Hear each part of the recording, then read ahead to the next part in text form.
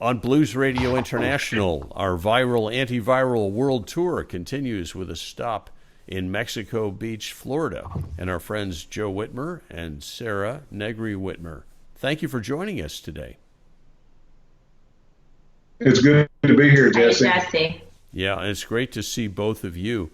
Boy, things have changed since we last saw each other in Memphis in January. How is the coronavirus pandemic affecting you on the Gulf Coast of Florida? Well, all of the beaches in the Panhandle are now closed, with the exception of one. Our tourism has come to a screeching halt. The first week of spring break, we did have some visitors, but of course, by the second week, the counties decided to close the beaches, not to risk our elderly population. And we have just recovered from Hurricane Michael, of course, and so our resources are at a premium to begin with. But even though we are a small community, so we don't have large hospitals, even Panama City and Panama City Beach do not have the large medical professionals that you would in let's say Tallahassee. So we're 2.5 hours from Tallahassee from major medical services. So at an overabundance of caution, the leaders here in Gulf County, where we're just outside of Mexico Beach. We're in St. Joe Beach, actually, which is just 2 miles apart from each other. So our major services come from Gulf County and not from Bay County. So this is an older population here, and we've been mostly devastated, to say the least. Yeah, I'm sorry you've been hit with a couple of things in a row. How has that affected the Forgotten Music Festival, which you produce? I mean, you really have done so much to bring great music to the Gulf Coast. I'm concerned about where that stands. Well, right now our dates are, we still have our dates for November. We are still pushing forward with having the event. I will have to say that our fundraising efforts have, of course, all but stopped right now because of the uncertainty, but we're still going to forge forward with November 13th, 14th, and 15th as our dates. Now, there's lots of things that are going to that we're going to have to work out, but we're still going to have a festival. We feel comfortable and confident that the United States and the world is going to get a handle on this virus, and that we're going to have a good fall and winter months around the world. Well, we're looking forward to that. This is also the 20th anniversary of your producing the Blues Music Awards and the International Blues Challenge, if I have my numbers correct. And it's a very different year because we got through the IBCs, but we're not going to have the BMAs. Can you tell me where we stand with the Blues Music Awards at this point? Well, let's see. Publicly, the Blues Foundation has said that we are going to have a celebration, and it's going to be a digital celebration this year. We will go onto a digital platform with a program, and so we're in the works right now. We're working with our nominees and our Hall of Famers to get some pretty cool captures together, and to have a really good celebration from everyone's home, and we're going to do it on a digital platform. And so more information on that will be coming forward real soon, but we're looking about the same time frame, the first week-ish of May. Well, this is a wonderful thing because obviously the nominees have worked so hard to achieve what they've achieved, and I appreciate all the work that you're doing at the foundation to make sure we continue to honor them even under these extraordinary circumstances. How do you think this is going to change the blues music community? We're going through such amazing changes now, and some of these are temporary, as you described. I think we're going to have some more permanent ones as well. I don't know that all the clubs are going to survive, for example.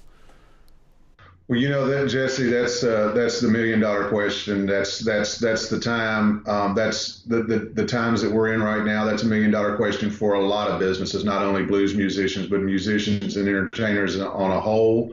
And of course, restaurants, our friends in the club business, as you mentioned, everybody really in the hospitality business, from hotels, motels, servers, wait staff, your front and back end people, and so many of the services and things that we all take for granted on a day-to-day basis. Um, I'm just hoping that our government can pull enough resources together to help these businesses and to help these entertainers and to help our musicians. It's going to be a new scene when we come back out of our homes. It really will be. Yeah, I think it will be too. One of the wonderful things that I hope will come out of this, despite all the devastation to the musicians and the venues and our community, is that we will have a way of getting connected that will really permit people who've never been able to go to the BMAs, for example, or the IBCs, to experience a better taste of that. And hopefully we'll be able to connect up like this and bring people together in ways that we had the capability to do, but we never took the time to do before. So I'm looking for something positive here, and it may be grasping at straws, but I think there may be some things that we developed through this experience that lead us to opening our minds to new ways of doing this that we'd never even considered. I think you're absolutely right, and us setting up for this call here. You and I both were talking about our technology and how we're new to some of these things. And these, just like you said, these tools are right here at our fingertips for the most part. All of us are carrying around smartphones. We can do this type of interaction via our phones. And before the epidemic, we saw people walking around Kroger and your supermarkets with their phones, FaceTiming their friends. And so, us I'm in this group now. Us older guys and gals need to lean in on our technology and learn what we have. Yeah. Sara, you're from Milano, which is really the epicenter in Europe of what's going on with the coronavirus. Can you tell us how your family's doing and how your friends are? Well, it's definitely rough over there. I have 2/3 of my family, specifically in Milan, and we make it a point to get on a video call through Messenger every day. So, just to check on, one thing is hearing somebody, and it's a different thing when you actually can see somebody, and making sure that they have that human connection on a daily basis. They are locked down. They're in their homes. They can only leave their houses to go grocery shopping and for any other urgent medical need, and that's about it. And it looks like the preventive measures will last longer than what they expected.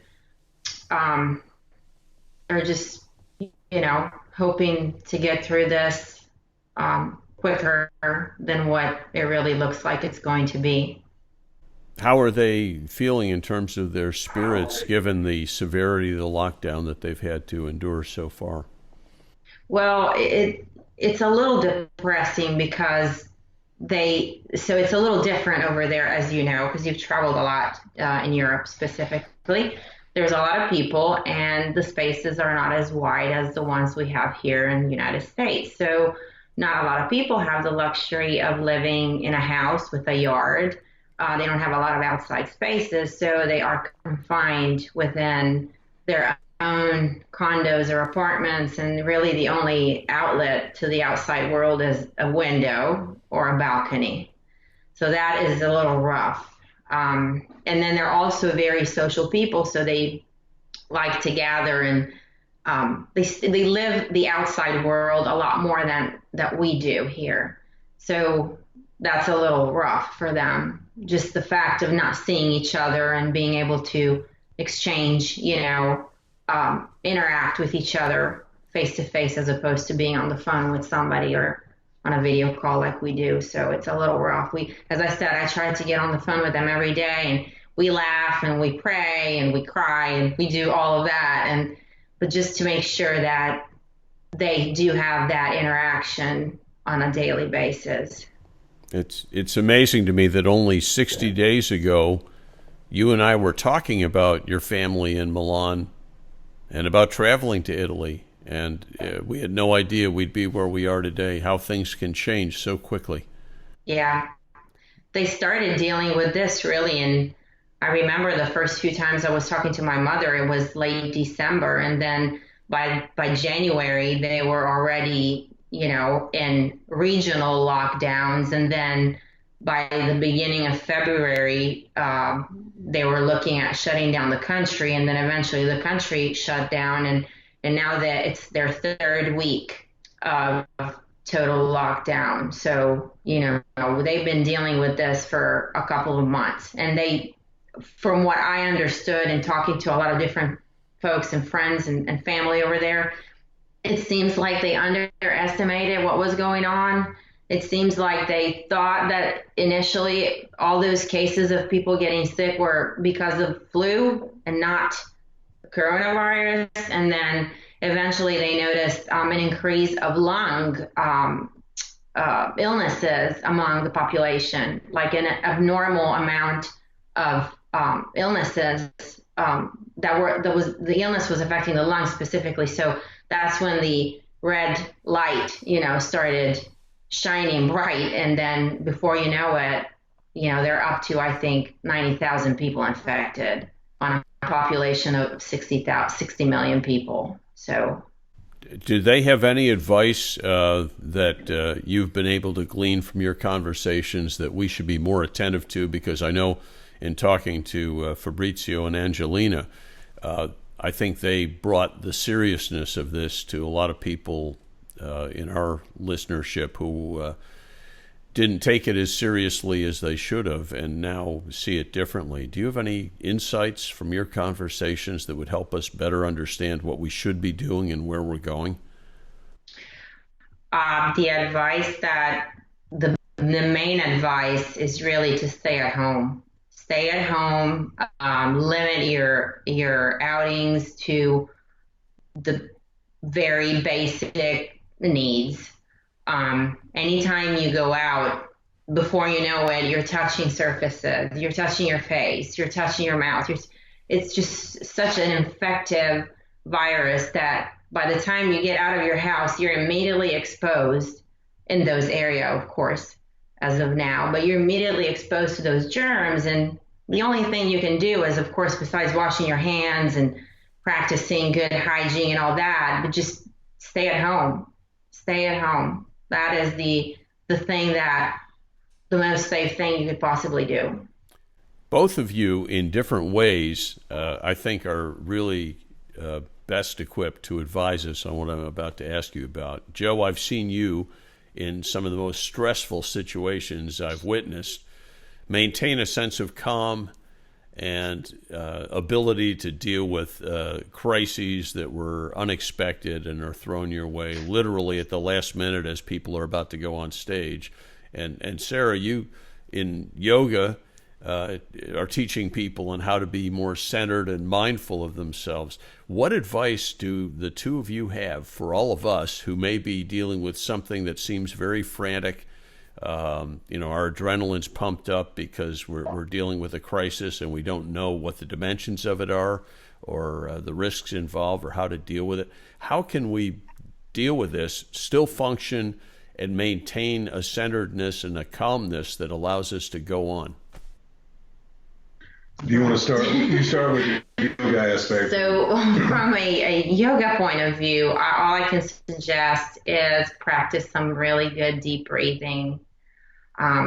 We often forget how important breathing is, and we often shallow breathe. We shallow breathe most of our days, and we don't really realize it, but just, wake up in the morning and find a quiet spot and begin breathing in through the nose and out through the nose. Maybe you can do a 3-part breathing, beginning inhaling the air into the nose and into your chest, throat, chest, and belly in 3 different parts. And then you can exhale it out the same route and just one other thing is don't watch the news all the time, because when you're watching the news all the time, you just the sense of the anxiety just grows and grows and grows. So that's what you want to keep, you want to contain. So deep breathing, stay away from the news. If you do a little bit of exercise as well, that certainly does not hurt. It raises the levels of your endorphins, and it's just really, really good for the body and the mind. So that would be my suggestion. Well, I process events from planning to execution really the same way, and that's basic signal flow, and basic signal flow is really goes back to the basics that we learned growing up, and that goes right into what Sara says about breathing and taking a moment. The best way.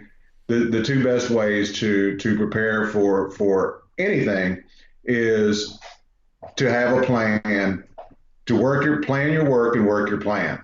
The second thing is when the unknowns do come up, and they will come up, and a lot of people that work with me on events know that I say life happens, or live things happen at live events, and so the big thing is stop when we're met with adversity and a situation. Take that deep breath that Sara refers to, and attack the issues one at a time. And so many times in event life, there are a series of things that are coming across the board at you, and you have to take the biggest issues first. Because if you take care of your biggest issues, your small issues are going to take care of themselves. And so in this, and with the way that I feel about event production, and all of the emergency services and staffs that I work with at events know that my first priority is the safety and security of our fans. Our second priority is giving the artist everything that they need to give the best performance for the fans. And if we do those two things, then we're going to have a successful event. And I believe that those philosophies actually do work in real life, and they work in almost every situation. What is our biggest problem? Let's take care of that one, and let's move on to the next one. Well, that's great advice for us on several different levels, and I think we can all use that in going forward. I want to thank you both for joining us today. It's a pleasure to get to see you, even though we can't see each other in person. And I can only imagine how wonderful it's going to be when we're all able to go to these live events again and be in the same place. And I hope we always are able to remember how good that feels, and we can carry that forward beyond the first time. Yeah. And maybe change things for the better for all of us. But thank you so much for being with us today. Well, thank you, Jesse, for having us, and we look forward to seeing you and all of our fans at an event near us soon. Yeah. Okay, and let's stay in touch online in between. Thank you. I love you both, and have a great day. Thank you, Jesse. You have a great day. Bye-bye. Be good. Bye.